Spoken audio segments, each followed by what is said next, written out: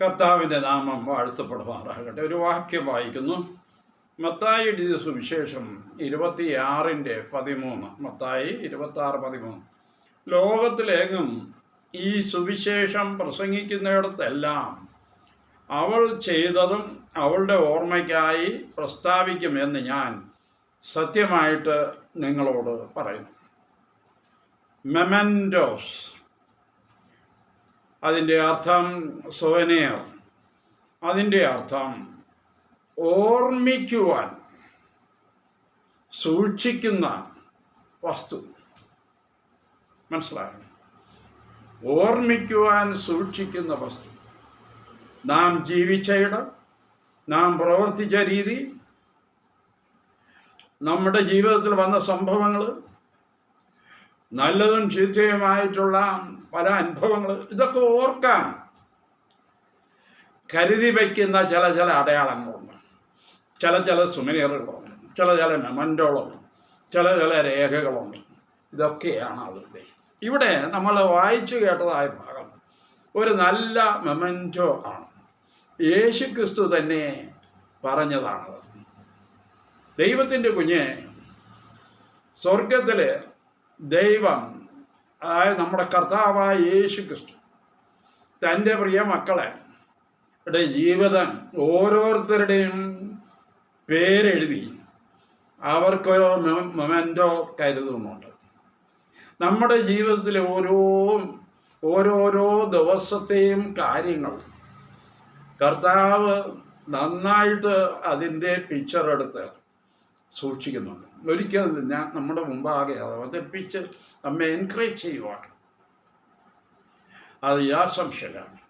ദൈവത്തിൻ്റെ മക്കൾ നിശ്ചയമായിട്ടും കർത്താവ് നമ്മെ ഏൽപ്പിച്ചിരിക്കുന്ന ശുശ്രൂഷയുടെ ഭാഗം ഏറ്റെടുത്തേ മതിയാവും. രണ്ട് രീതിയിലെ ശുശ്രൂഷ ഓരോ ക്രിസ്ത്യാനിക്കും ഉണ്ട്. ഒന്ന്, ഏതൊരു ക്രിസ്ത്യാനിയും സുവിശേഷ വേലയുടെ ഭാഗമായ തീരും. താൻ അനുഭവിക്കുന്ന ക്രിസ്തീയ അനുഭവം യേശുക്രിസ്തു നമ്മുടെ ഹൃദയത്തിൽ ജീവിക്കുകയും നമ്മിലൂടെ ജീവിക്കുകയും അനുഗ്രഹം നമുക്ക് വാങ്ങിത്തരികയും ഒക്കെ ചെയ്യുന്ന ആ ഒരു അനുഭവമുണ്ട്. അത് ക്രിസ്ത്യാനിയുടെ അനുഭവം എന്ന് പറയുന്നത് ഒരു വളരെ വലിയ ഒരു ഫോർച്യുനേറ്റ് ആയിട്ടുള്ള അനുഭവമാണ്. ആ അനുഭവം എന്ന് പറഞ്ഞാൽ നമുക്ക് മാത്രമുള്ള ഒരു അനുഭവമാണ്, ഒരു ക്രിസ്ത്യാനിക്കുള്ള ഒരു അനുഭവം.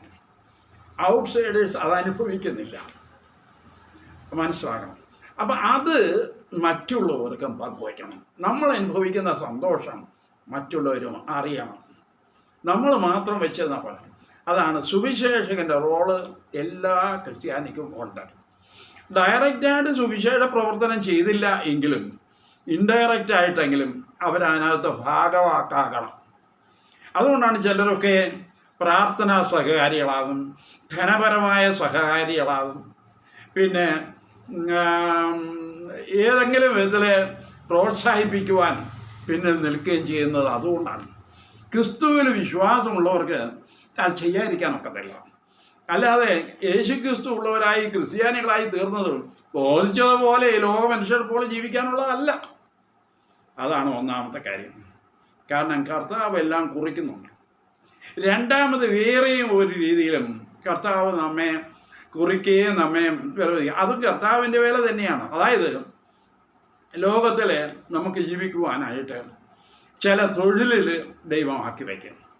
നമുക്ക് പഠിക്കുവാൻ അപ്പോസ്തലനായ പൗലോസ് നല്ല ഒന്നാം തരം ടെൻറ്റ് മേക്കറായിരുന്നു. പലരും പല വിധത്തിൽ. യേശു കർത്താവ് നല്ല ഒന്നാം തരം കാർപ്പൻ്ററായിരുന്നു എന്ന് പറഞ്ഞതുപോലെ പല തൊഴിലുകളും നമുക്കുണ്ട്. എൻജിനീയേഴ്സാകാം, ചിലർ ഇന്നത്തെ കാലത്ത് നോക്കുമ്പോൾ അതൊക്കെയാണ് കൂടുതൽ. ഡോക്ടേഴ്സാകാം, നേഴ്സസാകാം. ഇനി അത്രയുണ്ടെന്നും താല്പര്യമില്ല. അതല്ലാത്ത സാധാ ഡ്രൈവേഴ്സ്, അല്ലെങ്കിൽ കണ്ടക്ടേഴ്സ്, അല്ലെങ്കിൽ ക്ലാർക്ക്, പ്യൂണ്, ടീച്ചേഴ്സ്, കോളേജ് അധ്യാപകർ, പല ടൈപ്പ് ജോലികൾ. എൻജിനീയേഴ്സായിട്ടും ഏതെങ്കിലും ഒരുപാട് ജോലികളുണ്ട്.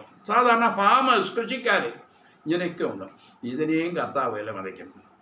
കർത്താവിൻ്റെ ഇത് എല്ലാം അവൻ്റെ മഹത്വത്തിന് ഒന്നവണ്ണം നല്ല മനസ്സോടെ ചെയ്യണം. ഈ ഓഫീസിൽ ജോലി ചെയ്യുന്നവർ 100% ആത്മാർത്ഥത കാണിക്കണം. അല്ലാതെ കൊടി പിടിച്ച് നടക്കാനുള്ളവരല്ല. വാസ്തവം പറഞ്ഞാൽ കർത്താവാണ് എന്നെ ആക്കിയിരിക്കുന്നത്. കർത്താവിന് ബോധിച്ചതുപോലെ തികഞ്ഞ ആത്മാർത്ഥതയോടെ പ്രവർത്തിക്കണം. ഏത് ജോലിയായാലും, ബാങ്കിലായാലും ശരി, ഞാൻ കണ്ടക്ടറായാലും ശരി, എന്നാൽ പോലീസുകാരനായാലും, എനിക്ക് അറിയാവുന്ന ഒരുപാട് പേരുണ്ട്. സമയമില്ല, അതുകൊണ്ട് ഞാൻ പറയുന്നില്ല. ഒരു ബാർബർ, നല്ല വിശ്വാസിയായ ബാർബറിനെ എനിക്കറിയാം. ഒരു പോലീസുകാരൻ, നല്ല വിശ്വാസിയായിട്ടുള്ള ഒരു പോലീസുകാരനെ എനിക്കറിയാം. വലിയ വലിയ ഉദ്യോഗസ്ഥന്മാരായിട്ടുള്ളവർ, നന്നായി പ്രസംഗിക്കുന്നവർ വരെ ഉണ്ട്. അപ്പം ഞാൻ പറഞ്ഞത്, നമ്മളെ ജോലികളിലും നമ്മൾ വിശ്വസ്തരായിരിക്കണം. ഈ 2 മേഖലയിലും ഒരു സുവിശേഷ വേല ചെയ്യുന്നവരാണായാലും ഇതിൽ വർക്ക് ചെയ്യണവരായാലും നിശ്ചയമായിട്ടും കർത്താവ് അതിൻ്റെ മെമൻറ്റോ തയ്യാറാക്കും. അത് ഓർത്ത് കർത്താവിന് പ്രസാദകരമായി നമുക്ക് ജീവിക്കാൻ സഹായിക്കുമാറാകട്ടെ.